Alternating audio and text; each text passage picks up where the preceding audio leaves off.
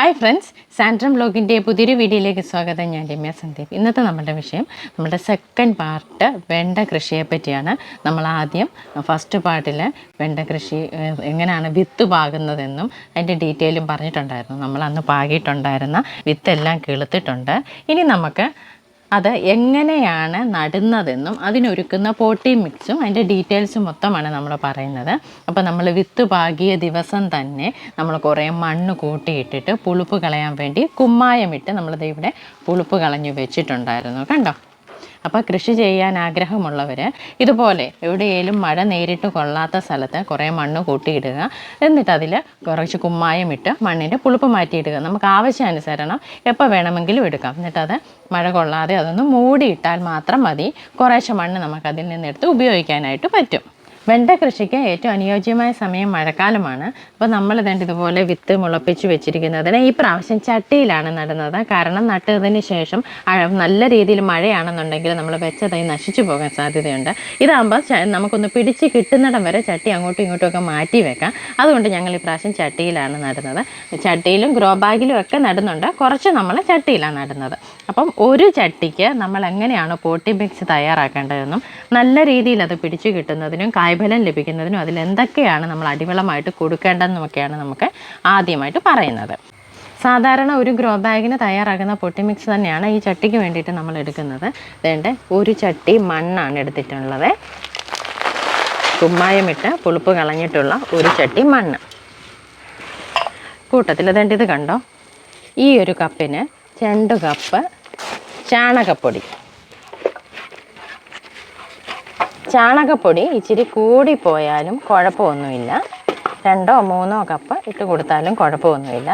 ചെടി നന്നായിട്ട് കയറി വരുന്നതിനുള്ള നൈട്രജൻ ഇതിൽ നന്നായിട്ട് അടങ്ങിയിട്ടുള്ളത് കൊണ്ട് 2 or 3 കപ്പ് നമുക്ക് ഇട്ട് കൊടുക്കാവുന്നതാണ്. ഇനിയും നമുക്കിതിനകത്തോട്ട് ഇട്ട് കൊടുക്കേണ്ടത് ഇത് കണ്ടോ? നമ്മൾ എല്ലുപൊടിയാണ് ഇട്ട് കൊടുക്കുന്നത്.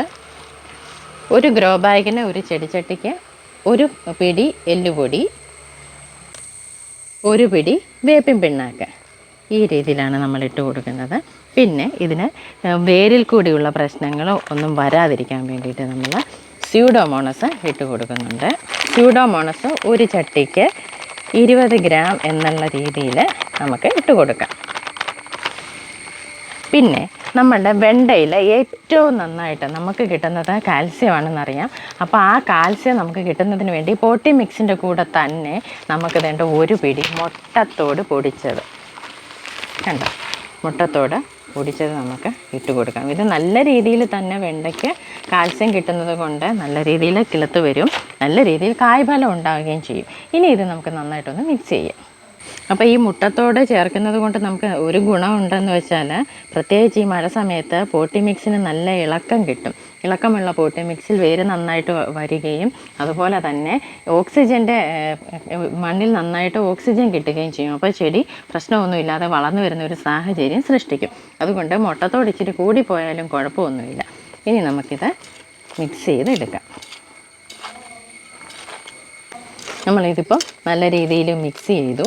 ഇനി നമ്മൾ ചെടിച്ചട്ടിയിൽ വെക്കുമ്പോൾ ഒരു കാര്യം ശ്രദ്ധിക്കണം, ചെടിച്ചട്ടിക്ക് നല്ല രീതിയിൽ ഹോളുണ്ടോ എന്ന് ശ്രദ്ധിക്കണം. മഴയായതുകൊണ്ട് തന്നെ നല്ല രീതിയിൽ വെള്ളം കെട്ടി നിൽക്കാൻ സാധ്യതയുണ്ട്. അതുണ്ടാവാതിരിക്കാൻ വേണ്ടിയിട്ട് ഹോള് നിർബന്ധമായിട്ട് നമ്മൾ ഉണ്ടോ എന്ന് ശ്രദ്ധിക്കണം. അതിനുശേഷം നമ്മൾക്ക് ഈ മണ്ണൊക്കെ ഇതിനകത്ത് വെള്ളം കെട്ടി നിൽക്കാതിരിക്കാൻ വേണ്ടിയിട്ട് ഏറ്റവും ചുവട്ടിൽ നമുക്ക് കുറച്ച് കരിയില ഇട്ട് കൊടുക്കാം. ഇത് നിർബന്ധമായിട്ടും ചെയ്യേണ്ടതാണ്. ഇതുപോലെ മെറ്റിൽ അല്ലെങ്കിൽ ചെറിയ കല്ലുകളുണ്ടെന്നുണ്ടെങ്കിൽ അതോ ഏറ്റവും ചുവട്ടിലിട്ട് കൊടുത്താൽ മതിയാവും. അങ്ങനെ ഇനി നമ്മൾ പോട്ടി മിക്സ് നിറച്ച് കൊടുക്കാം.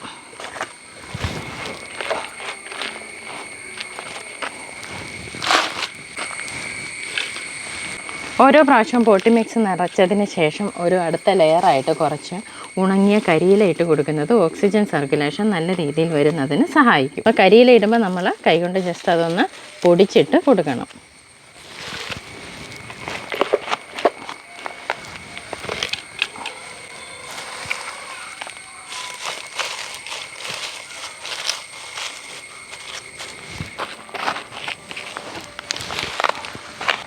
അപ്പോൾ നമ്മൾ ഇതിൻ്റെ നടുക്കായിട്ട് നമ്മളൊരു കുഴി എടുക്കണം. കുഴി എടുക്കുമ്പോൾ നമ്മുടെ കയ്യിൽ വാം ഉണ്ടെങ്കിൽ, പലരും എന്നോട് ചോദിച്ചിട്ടുണ്ട് വാം എന്താണെന്ന്. അപ്പോൾ നമ്മുടെ പണ്ട് തൊട്ടേ നമ്മുടെ വീഡിയോ കാണുന്നവർക്കറിയാം, നമ്മൾ വാമിൻ്റെ വീഡിയോ നേരത്തെ ചെയ്തിട്ടുണ്ട്. ഒരു ജൈവ ജീവാണു വളമാണ് വാമ, വെസിക്കുലാർ അർബസ്കുലാർ മൈക്കോറൈസിയ. അപ്പോൾ അതിൻ്റെ ഒരു ഫംഗ്ഷൻ എന്ന് വെച്ചാൽ നമ്മുടെ വേരുകളെ ത്വരിതപ്പെടുത്തുന്നതും നല്ല രീതിയിൽ തന്നെ വേരുകൾക്ക് ആ ചെടിക്കും ആരോഗ്യം ലഭിക്കുന്നതിന് സഹായിക്കുന്നുണ്ട്. അപ്പോൾ അതിൻ്റെ ഒരുപാട് വീഡിയോസ് നമ്മൾ നേരത്തെ ചെയ്തിട്ടിട്ടുണ്ട്. അത് കയറി കാണുവാണെന്നുണ്ടെങ്കിൽ അതിൻ്റെ ഡീറ്റെയിൽ എന്താണെന്ന് നിങ്ങൾക്ക് മനസ്സിലാക്കാൻ പറ്റും. അത് നമ്മുടെ ഐ ബട്ടണിൽ അതിൻ്റെ ലിങ്ക് കൊടുത്തേക്കാതെ.